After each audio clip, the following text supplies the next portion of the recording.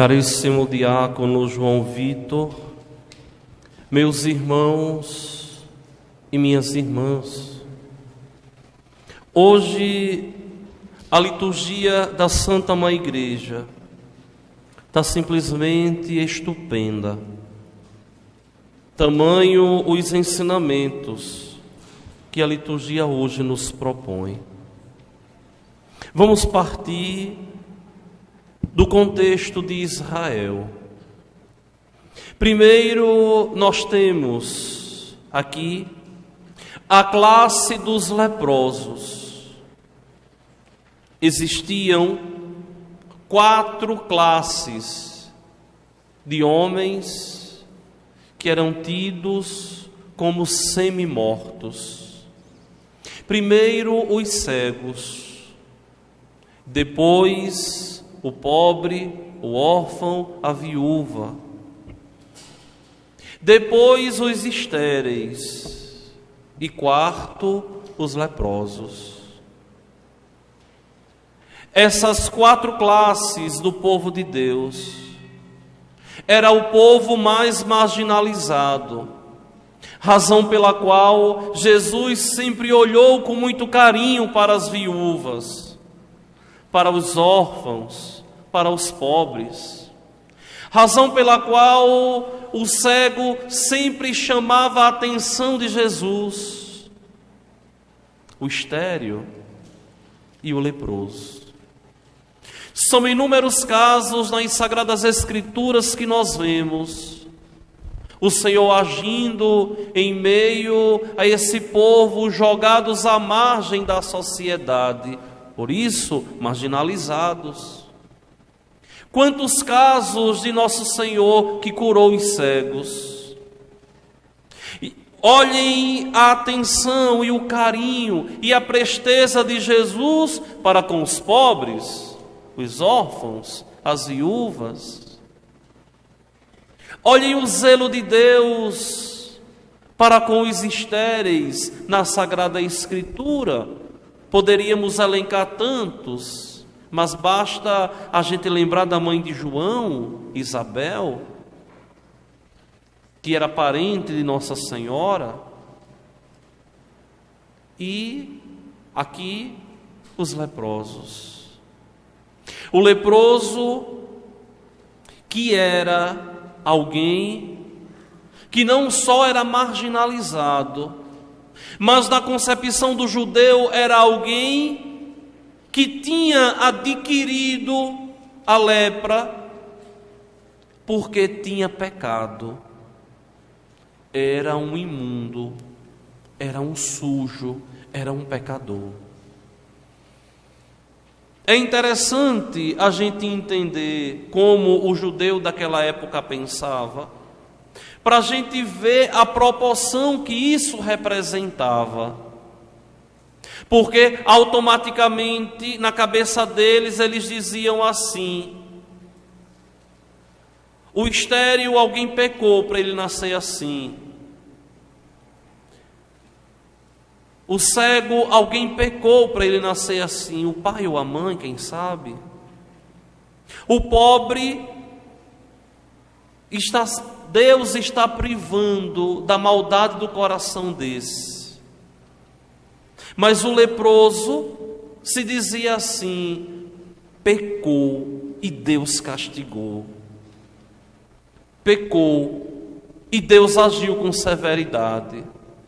Tanto que um judeu não se aproximava de um leproso, não tocava em um leproso, e o leproso era chamado a viver fora da cidade, fora dos muros da cidade em que habitava. E era tão constrangedor que até para se alimentar era como se jogasse comida para um cachorro raivoso. O parente ia, a mãe ia para não deixar morrer, e levava aquela vasilha de comida, colocava em um lugar e se afastava. E não se aproximava. E muitos ali tinham a assistência à distância de algum parente piedoso. Chegando Flávio Joséfo, um dos historiadores do judaísmo, dizer que a lepra era o grande mal espiritual do povo judeu. Era o grande mal espiritual. Só que vejam bem, essa concepção do pecado que faz mal ao corpo, ela ainda não caiu. Ela ainda existe. Porque nós sabemos que o psicológico influencia absurdamente no corpo humano. E por quê? Porque tudo é comandado pelo nosso espiritual. Vejam que existem doenças psicossomáticas influenciadas pelo psicológico. Pessoas que adoecem, que pioram, porque se fissuram com a doença, perdem a esperança.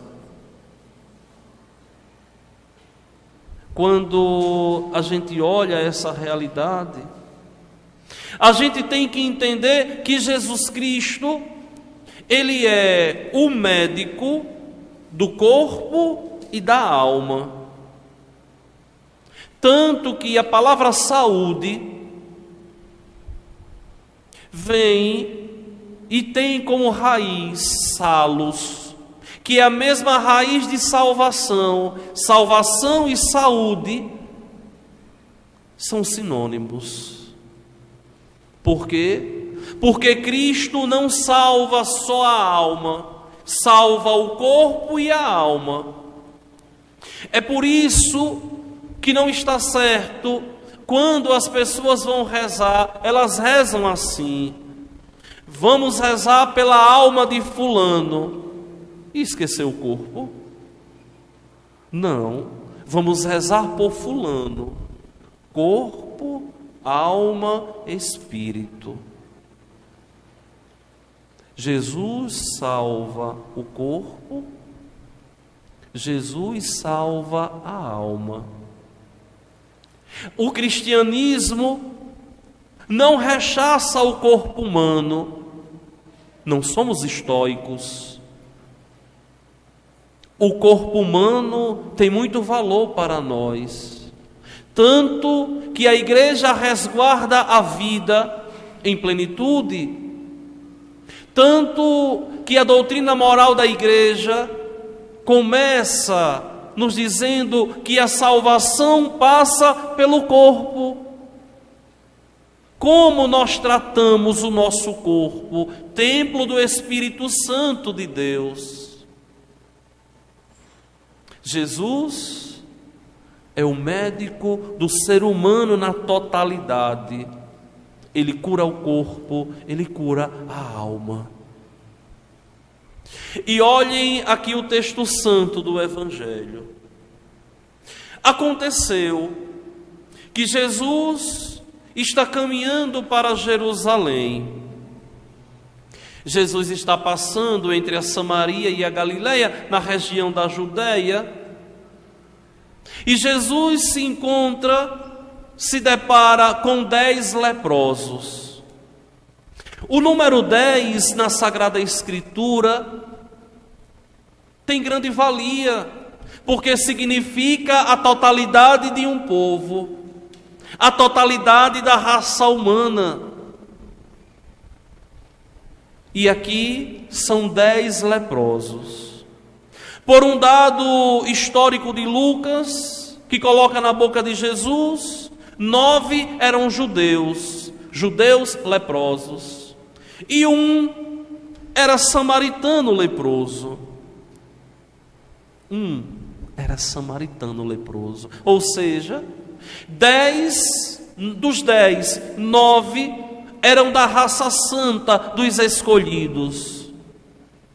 E um era do povo prostituído. Vocês lembram? Samaritanos não se davam com judeus. Existia uma rixa muito grande entre eles. O judeu não recebia samaritano. E o samaritano maltratava o judeu. Quando o judeu da diáspora, o que é isso, padre? Aqueles judeus que viviam fora da Terra Santa, iam a Jerusalém uma vez por ano, tinham que passar ali na região da Samaria, eram rechaçados, maltratados, tinham medo, passavam em comboio. Ali, eles procuram a Jesus. Jesus, mestre, tem compaixão de nós. Essas palavras dos judeus e do samaritano aqui têm um ensinamento de uma grande profundidade para nós. Por quê?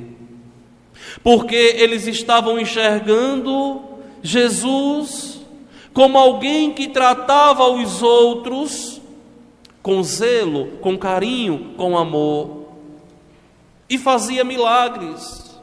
Mas eles não enxergavam em Jesus o cumprimento da promessa. Eles não enxergavam em Jesus o Messias que se encarnou. Por quê? Porque se eles tivessem enxergado assim, eles tinham falado o título messiânico mais conhecido da época, Filho de Davi. Vejam que aqui existe uma disparidade entre o grito do cego e o grito do leproso. O cego quer enxergar a eternidade. Jesus, filho de Davi, tende piedade de mim. Aqui o leproso quer enxergar horizontalmente a vida com o olhar normal, sem o olhar espiritual. E diz: Jesus, mestre, tende piedade de nós. Meus irmãos e minhas irmãs, vejam que nosso Senhor aqui, Ele sabe o desejo do coração dos leprosos. Ele sabe o que eles precisavam. Ele sabia que eles eram leprosos, porque um leproso, quando se aproximava de alguém, assanhava o cabelo e começava a gritar: impuro, impuro, impuro, para que a lepra não acometesse a outra pessoa. Só que o texto é bonito porque eles respeitam Jesus. Eles não querem que Jesus seja acometido da lepra também, e param à distância e gritam. Quando eu olho esse texto, eu acho que Lucas, assim, como que num lapso, deixou passar algum detalhe. Porque Jesus nunca curou alguém sem se aproximar. E aqui, Jesus, mesmo à distância, diz: vão se apresentar ao sacerdote. Só que, quando a gente olha isso aqui, nós temos que ver que aqui é uma cena histórica de saúde corporal, mas que nos remete a uma realidade espiritual, de saúde espiritual também. Vocês pensam que a lepra hoje foi extirpada do meio dos cristãos? Não. A lepra hoje para nós é o pecado. O pecado é a lepra que nos deixa imundos, que nos afasta de Deus, que nos faz ficar distantes de Deus.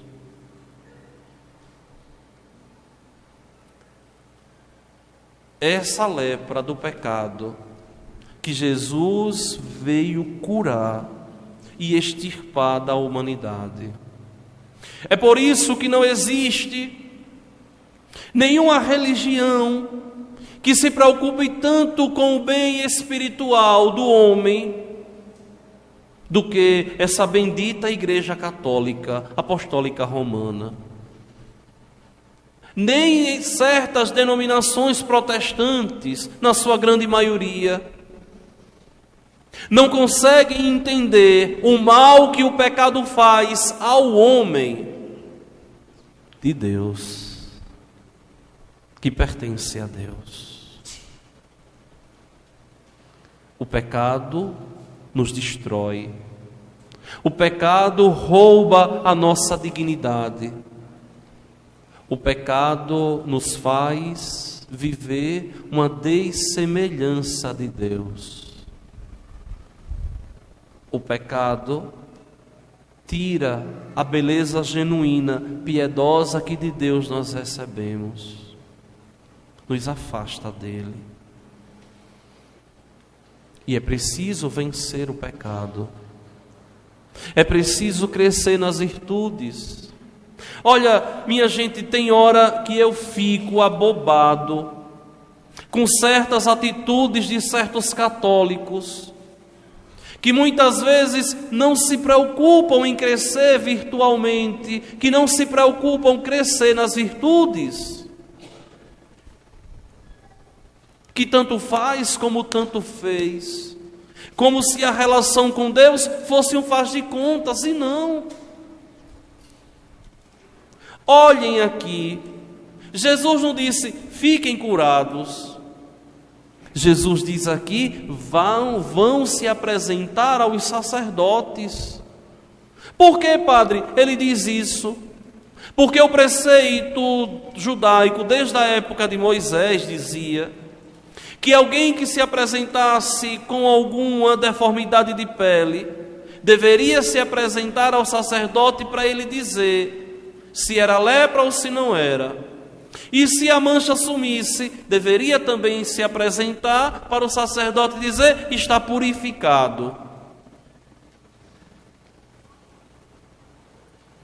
Aqui acontece a mesma coisa no plano espiritual. Se apresentar ao sacerdote para pedir perdão a Deus do pecado cometido, desse pecado que maltrata o nosso coração, desse pecado que nos afasta de Deus, desse pecado que deve roubar a nossa paz. Porque se eu me acostumo com a condição de pecado, eu não tenho mais consciência cristã, eu não sou mais discípulo de Jesus. A minha vida de pecado, o pecado que eu cometo, deve sim roubar a minha paz, para que eu me emende e volte o meu coração para Deus. E vocês sabem que morrer com pecado mortal leva o homem à perdição, que é a condenação. É por isso que a igreja trata isso com muita presteza. Vejam, toda missa, a gente começa com um ato penitencial. Salvos os momentos ao longo do ano que alguma procissão precede a missa, ou uma procissão de padroeiro que já entra diretamente no Oremos, ou Domingo de Ramos, e por aí vai. Mas toda a missa, de um modo ordinário, começa com esse ato penitencial, que tem por finalidade nos reconciliar com Deus nos pecados veniais que ao longo da semana nós somos cometidos. É por isso a aspersão da água aos domingos solenemente na igreja, recordando aquela água lá atrás, que nos lavou, que nos purificou. Aquela água que foi santificada quando nele tocou. Porque vejam, a água santifica vocês quando ela toca em vocês, quando ela bate em vocês. Mas o sacerdote, agindo na pessoa de Cristo, santifica a água quando toca na água. É por isso que a igreja recomenda a aspersão aos domingos. É por isso que não existe missa sem ato penitencial, salvo essas exceções. É por isso que a igreja dá tanto valor à confissão, à unção dos enfermos, ao batismo, todos eles chamados sacramentos de mortos. O batismo e a penitência, por quê, padre?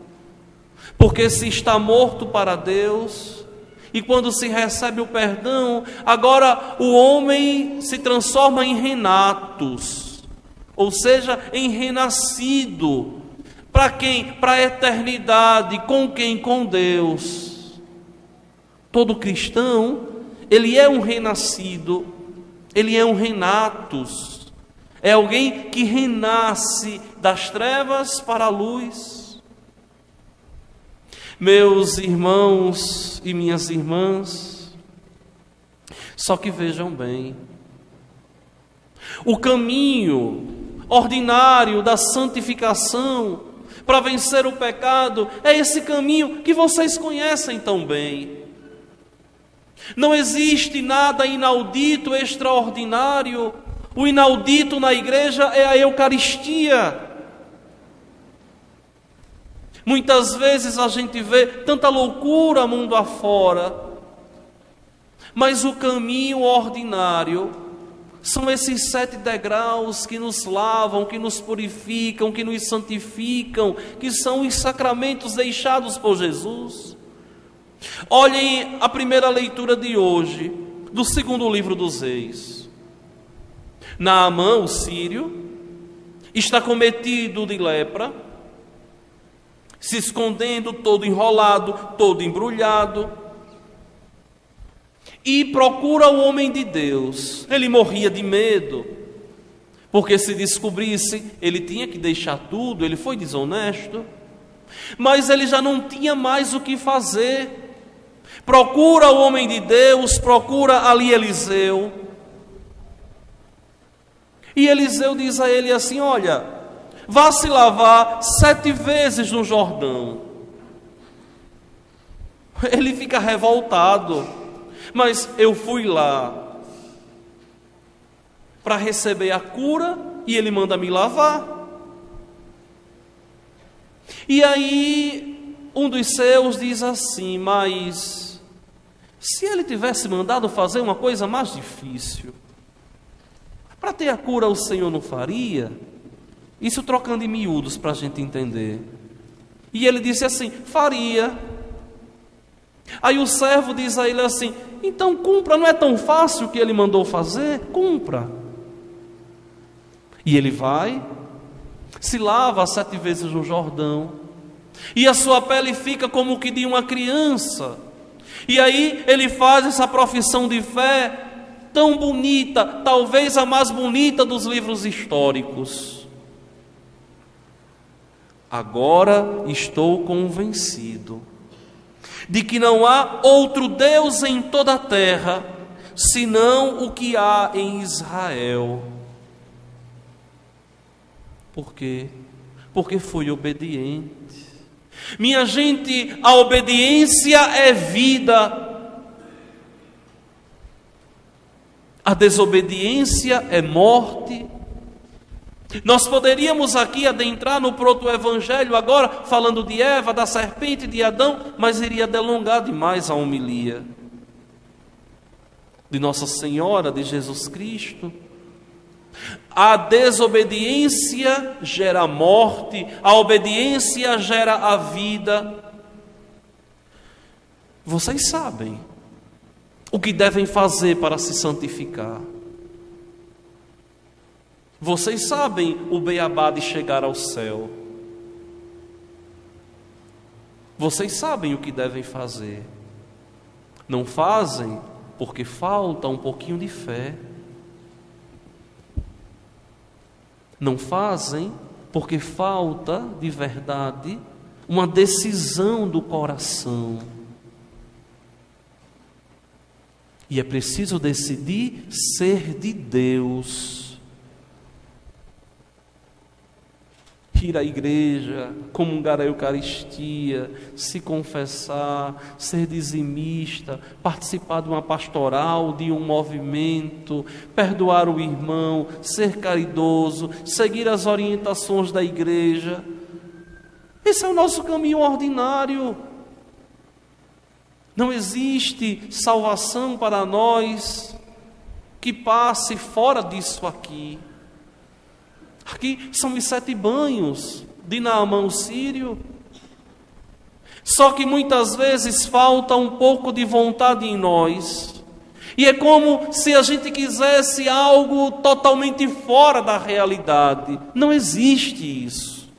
Mas é preciso ter fé. Lembrem do evangelho do domingo passado. Se vocês tiverem fé, mesmo ínfima, diminuta, como um grãozinho de mostarda, vocês dirão a esta amoreira: arranca-te e te lança no mar, e ela vos obedeceria. A fé aqui não é para ser vivida só, eu acredito e creio em Deus. É para acreditar, crer em Deus, mas acreditar, crer em Deus e usufruir de todos os meios, todos os canais de salvação que Ele nos deixou. Usufruir de todos os canais que Ele nos deixou, para que a gente alcance o céu. Um deles, ao perceber que curado estava, atirou-se aos pés de Jesus com o rosto por terra. Esse gesto aqui, minha gente, é o gesto mais piedoso da fé judaica e cristã. O ato de se prostrar.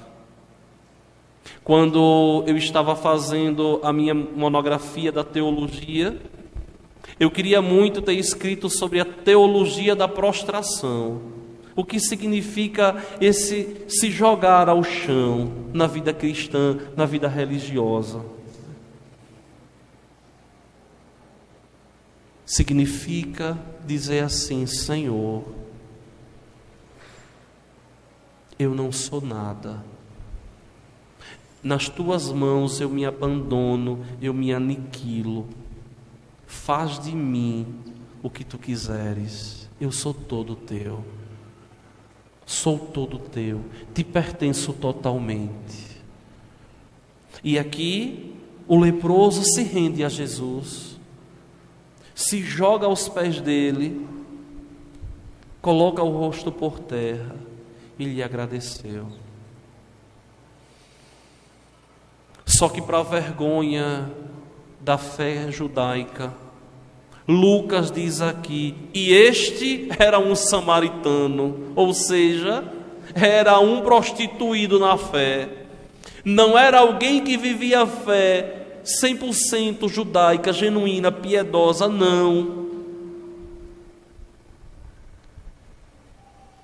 Olhem, é por isso que muitas vezes Jesus falou assim: as prostitutas vos precederão no reino dos céus. Não porque são prostitutas, de jeito nenhum, mas porque não tiveram a oportunidade que nós tivemos de conhecer a Deus, de nos relacionarmos com Deus.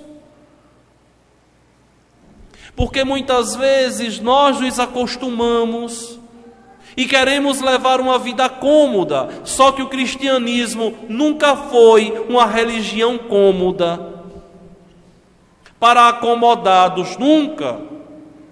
E as pessoas têm uma tendência danada de quererem viver uma fé cômoda,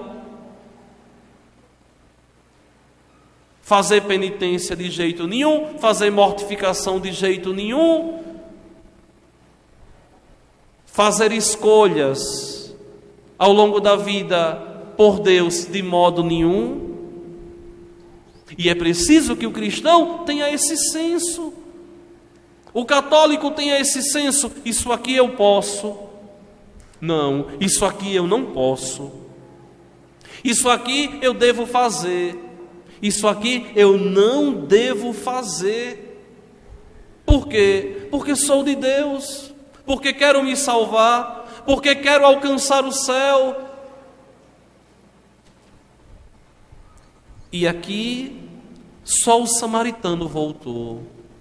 Porque foi tocado. Porque conseguiu o intento que tanto desejava: voltar à vida que havia perdido.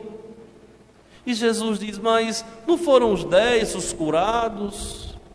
E os outros 9, onde estão?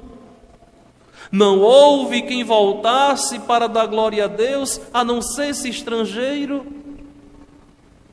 Minha gente, é preciso agradecer a Deus. Mas não é agradecer só pela vida que vocês têm, não. É agradecer a Deus pelos dons espirituais que Deus concede a vocês. Senhor, muito obrigado por essa palavra que me abriu os olhos. Muito obrigado, Senhor, pelo perdão que eu nem merecia. Muito obrigado, Senhor, por esse acontecimento na minha vida que me ensinou e hoje eu estou entendendo. Obrigado, Senhor. Agradecer a Deus pela ação dele nas nossas vidas. Muitas vezes as pessoas tanto pedem e tão pouco agradecem. Para a gente chegar ao término da nossa prédica, da nossa homilia de hoje, não nos resta outra saída, senão ao olharmos a nossa relação com Deus e olharmos tudo aquilo que por nós Ele fez e faz e fará, dizermos a Deus nosso Senhor, como o salmista hoje tão bem cantou: cantai ao Senhor Deus um canto novo. Só que só pode cantar o canto novo o homem novo. Cantar um canto novo o homem velho é hipocrisia, é farisaísmo. Cantar um canto novo a Deus quer dizer assumir a nova vida que nós recebemos no batismo, em sermos todos de Deus, totalmente divinos. E vejam que não existe outra razão da encarnação do Verbo senão elevar a nossa condição à sua condição divina, sem nos fazer deuses, mas de verdade nos santificando, para que a gente seja semelhança, para que a gente seja cada vez mais imagem de Deus. Um homem não é imagem de Deus quando ele está submerso no pecado. Um homem não é semelhança de Deus quando ele perde a beleza pura de Deus e passa a ser uma carranca.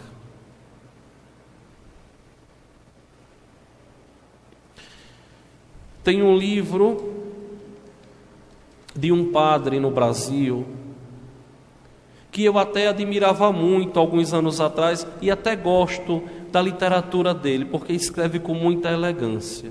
Já não gosto mais muito da pessoa, que é o padre Fábio de Mello. Mas ele tem um livro muito bonito, simples, se eu não me engano é até da Canção Nova, que diz assim, que o título é, se não me falha a memória, Quem me roubou de mim? Eu acho que é esse o título. Que é justamente esse fazer o homem voltar àquela condição de pureza, de santidade que Deus fez. Meus queridos irmãos e minhas irmãs, vamos pedir a Deus que nos faça cada vez mais santos, imaculados, irrepreensíveis pelo amor. É preciso tomar consciência que só os santos se salvarão, só os puros o céu alcançarão e terão o privilégio de ver a Deus. Os puros de coração verão a Deus. Oxalá que quando venha chegar o momento derradeiro do nosso viver, nós estejamos puros, santos, para que não nos contentemos só com a voz dele, mas contemplemos a ele tal como ele é, porque esse é o grande desejo do nosso coração, contemplar a Deus face a face e nos enamorarmos por ele por toda a eternidade. Creio em Deus Pai,